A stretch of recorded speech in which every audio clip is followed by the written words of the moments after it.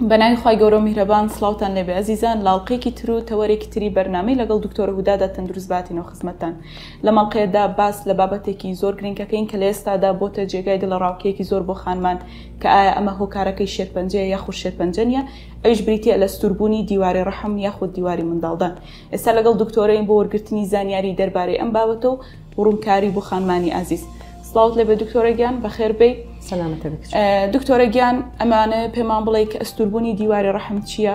ئایا کەی دەتوانین بەو خانمە بڵێن کە دیواری ڕەحمی یاخود دیواری منداڵدانی ئەستور بووە؟ تاان پێش وەڵامدانی جواب پرسیارەی جەنابەت ئەمە حەزەکەم یەک ڕوونکردنەوەیەک بکەم لەسەر پێکهاتەی دیواری ڕەحم. ناو ڕاستەوە ناوپۆشی ڕەحم ئەڵێنەوە، ئەوەش لە هەندێک خانەیەکی دروست دەبێتەوە، ئەو خانە لە کاتی سووری مانگانە ئەیەتەوە بخوارەوە. دیواری ڕەحم ئەو بەشی مەسڵکەکە بەشی ئەستوریەکەتە، ئەوەش مەسڵکەیە تقریبان بە شێوەیەکی گشتی هەرچی هەر لای دیوارێک تقریبان 1 سانتیمتر زۆرترش نابێتەوە. بەشی دەرەوەشە ئەوەش پیریتۆنیەمە یا سیرۆزەی ڕەحمە.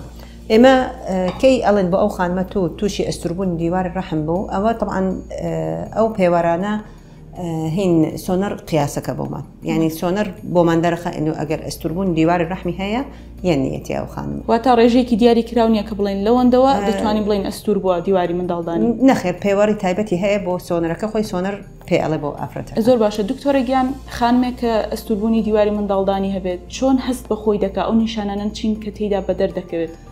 زۆر بەجار ئەستوربوونی دیواری ڕەحم نیشانەیەکی نییە، بەس احتیمالێکی هەیە ئەو خانمە ئازاری سووری مانگانە زۆرە بێت، ئازاری سوور مانگانێکی زۆرە بێت، بەتەلەن زیاتر لە 4-5 ڕۆژەخانێ یا خێنی سووری مانگانەکانی زۆرە بێت، یعنی وەک بە شێوەیەکی نەزیفبوونێ بێتەوە، یا کاتی مەتەلەن سەرجەیی ئازاری دروستە بێتەوە بەو خانمە. دکتۆرە گیان، ئەوە زۆر باوە لە ناو خەڵکی ئێمەدا کە لەوە ئەترسێت لە کاتی ئەستوربوونی دیواری منداڵدانی کە هۆکارەکەی شێرپەنجە بێت. تەنیا شێرپەنجە هۆکارە بۆ ئەستوربوونی دیواری منداڵدانی یاخود هۆکاری تریشمان هەیە؟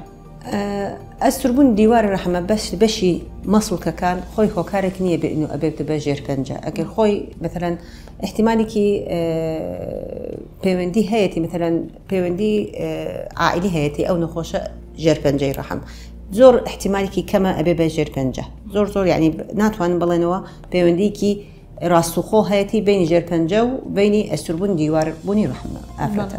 ئەی دکتۆرە گیان، ئێوە وەکو دکتۆر چارەسەرتان چییە بۆ ئەستوربوونی ئەم دیواری ڕەحمە؟ ئێمە یەکەم جار ئەتوانین ئەگەر طبعاً تەشخیصکردنەکانی یەکەم جار بە سۆنەر وەکی چۆن وتمان، ئەگەر گومانێکی زۆرمان هەبوو یا تەشخیصەکە زۆر بە جوانی نابێتەوە احتیمالێکی ڕەنین بنێرن بۆ نەخۆشەکە بکاتەوە.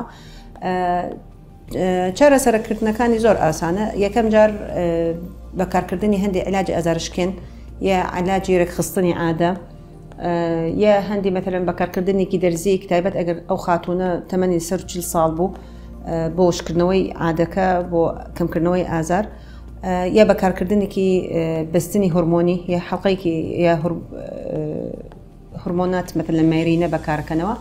آخر حالێکی هەیە ئنو دەرکردنی ڕەحم. زۆر بەدەگمەن ئێمە ئەگەن بۆ ئەو حاڵتە دەرکردنی ڕەحم ئەگەر ئەو خاتونە استیجابەیەکی نەبووتەوە بۆ ئەو علاجە پێشنەکان پێوتم. زۆر باشە دکتۆرە، لە کۆتاییدا ئامۆژگاری چێ بۆ خانمانەی کە ئەستوربوونی دیواری ڕەحمان هەیە، هەم لە ڕووی دڵە ڕاوکەیەکەیانەوە هەمیش لە ڕووی خۆپارێزیەکەیانەوە؟ خۆی بە پارێزکردن بەدەستی ئەو خاتونە نییە ئەنو ئەستوربوونی دیواری ڕەحم دروستە بێ بۆ یان دروست نابێت. ئێمە مثلەن ئەگەر تەشخیص کراتە نانات لە سۆنەر پێوتراوە بەس ئەستوربوونی دیواری ڕەحمت هەیە، پێویست ناکە قەلەقی تیابێتەوە ئەو خاتونە. ئەگەر ئەو ئەستوربوونە کێشەیەکی دروستی نەکردەوە بۆی مثلەن ئەو ئازارە بە شێوەیەکی ئازاری سووری مانگانەکە شێوەیەکی ناکە بۆی ناتوانانی ئیشی خۆی بکاتەوە یا بچێت و بەدەوامەکەی، یا ئەو نەزیفبوونەوەکە زۆر یعنی کەم بوونەوەی خوێن دروستی نەکردەوە بۆی، ئەو کاتە پێویست ناکە قەلەقبوونی پێت بێت و لەسەر ئەستوربوونی دیواری ڕەحم. طبعاً ئەفوکە ئەستوربوونی دیواری ڕەحم فەرقی هەیە لە ئەستوربوونی ناوپۆشی ڕەحم. ناوپۆشی ڕەحم ئەستوربوونەکەی ئەوە تۆزی قەلەقی تایە، چونکە احتیمالێکی هەیە لە 100 تا 5 ئەبێ بە هۆکاری ژێرپەنجە ئەستوربوونی ناوپۆشی ڕەحم، ئەوە جیایە لە ئەستوربوونی دیواری ڕەحم. دکتۆرە تۆ وتت کە ئەستوربوونی دیواری ڕەحم جیاوازە کە لە ناوپۆشی ڕەحم، ئەتوانی پێمان بڵێ جیاوازی چیە لە نێوان ناوپۆشی ڕەحم و دیواری ڕەحم؟ من چۆن وەکی لە سەرەتای وتم بۆت ناوپۆشی ڕەحم خانەکان جا لە دیواری ڕەحم. دیواری ڕەحم مەسڵکەیە، بەینەما ئەستوربوونی ناوپۆشی ڕەحم هەندی خانەیەکی تایبەتی هەیە. باشەگیان ئەو خانەیە بە بۆنەی هۆکاری هورمۆناتەوە، مەثلەن ئافرەتەکە ئەگەر قەڵەوە یە کیسی وردی هێلکەدانی هەیە مەبەستم هورمۆنی ئسترۆجین لە لەشی ئەو خاتونە بەرزە، احتیمانی خانەکانی ئەو ناوپۆشی ڕەحم زیاترە بێتەوە ئەستورە بێ.